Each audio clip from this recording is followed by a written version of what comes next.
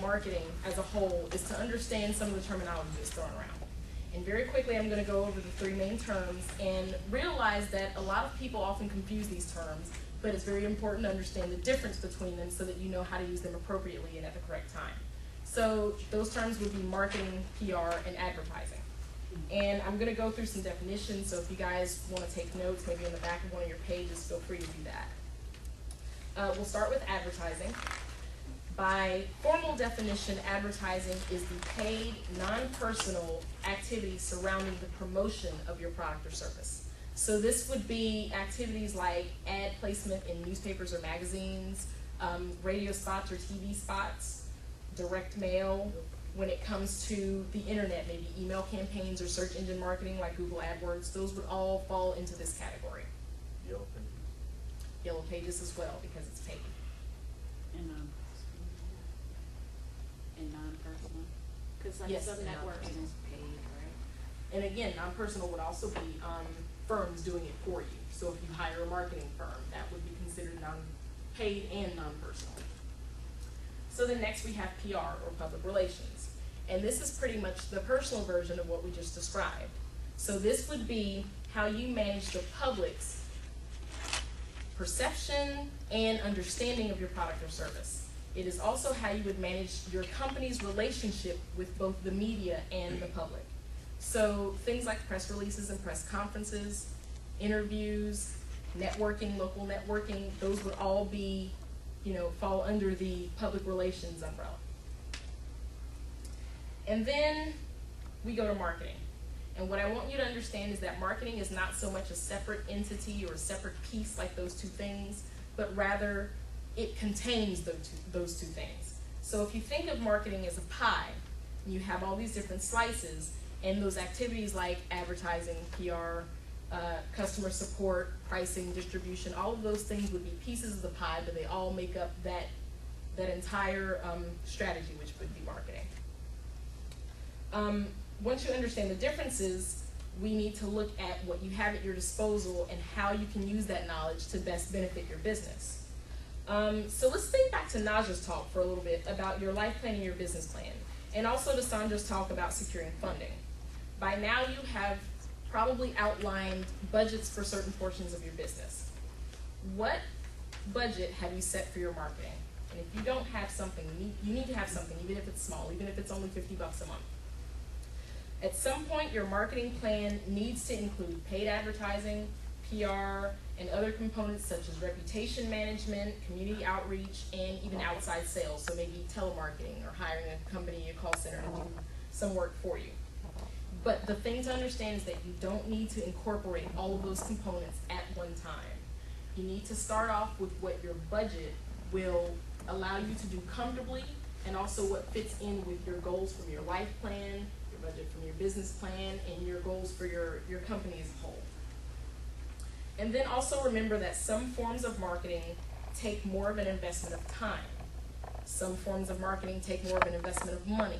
And some, like search engine advertising, take more of an investment of both. So when you're considering, the components of your marketing strategy, you need to think about your budget, but as well, you need to think about what you can invest in time so that you can, get the right, components together for your strategy to work for your business. And last but not least, you need to test, test, test. You need to find ways to ask your target audience, how you're doing, how they liked your approach or didn't like your approach. Feedback forms are a great thing to have. They can, like I said, they can give you developmental research and findings.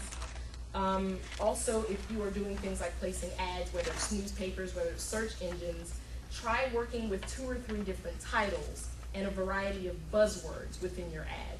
And then test those out, rotate them so that you can find the best combinations, because advertising is all about what you can afford in time, what you can afford in money, and what will be most effective for your business and for your audience. So there won't be an immediate answer for your most effective or your best strategy. Marketing takes a lot of trial and error. If you work with a professional, you can kind of eliminate some of that trial and error, but there's still going to be some that you have to go through. So the thing that you need to remember is that it's not a fix-all. When you go forward with your marketing plan, go forward being ready and willing to roll your sleeves up and really dig in, do some dirty work, and get your hands dirty. So, does anyone have any questions?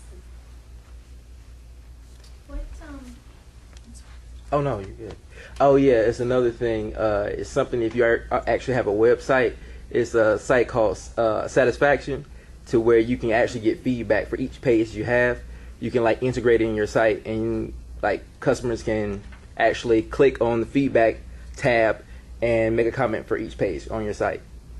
That's another really cool tidbit, and it's something that we're going to be selling a DVD of the workshop, and there's going to be some little extra resources and links for you, people who wish to purchase that in the DVD that we don't necessarily have time to mention today. That's a big social media thing, the Get Satisfaction that he's talking about, and it's basically just a format and a platform for you to get customer feedback. Customers can look at other questions that other customers have asked, and they can say, oh yeah, I have that question too, or oh no, I have a different question. You can monitor how often your business is being mentioned on big sites like Twitter or Google alerts. Things like that will give you a big idea of how often your company is being mentioned, so that you can manage your reputation at the same time that you're servicing your customers and answering their questions. So, is there anybody else? Okay, well I hope you guys got something out of that. I know it's a lot of information, but I hope that you can really go forward with your niche now and your three tasks that we're going to do. Forgot to do that really quickly.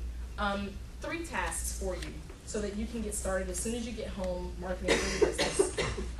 Think about all that we've talked about so far. Think about your evaluation. Think about your target market worksheet. I know there's a lot of information in there, but what I want you to do is think of about 5 different activities that you would like to do to promote your business. And again, you can use the back of a sheet of paper for this.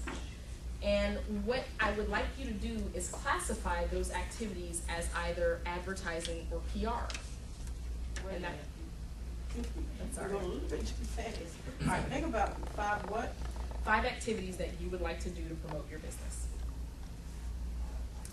Okay, and as you're writing those 5 activities, think about whether or not they would fall under advertising or PR.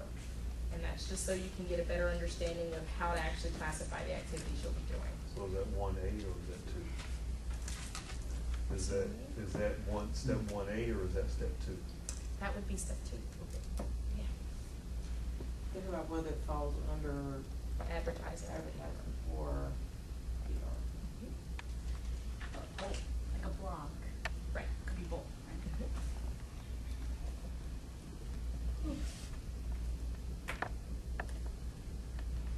And then last, I want you to look at those 5 things and think about what your budget and what your time and your skills will allow you to do comfortably and effectively right now.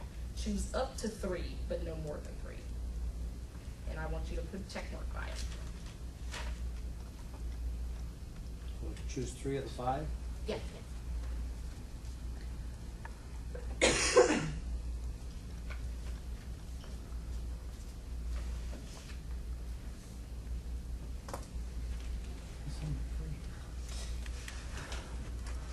Okay, so the 3 that you put a check mark by, that's what your marketing strategy is going to be. That's what you're going to start with.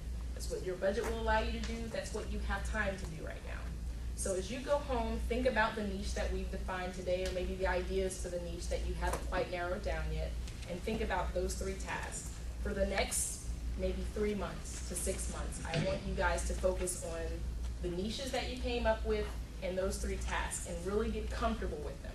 You can start to add on more things to your strategy as you move along, but I want you to have a chance to really get comfortable with those things so that you can see results coming from them.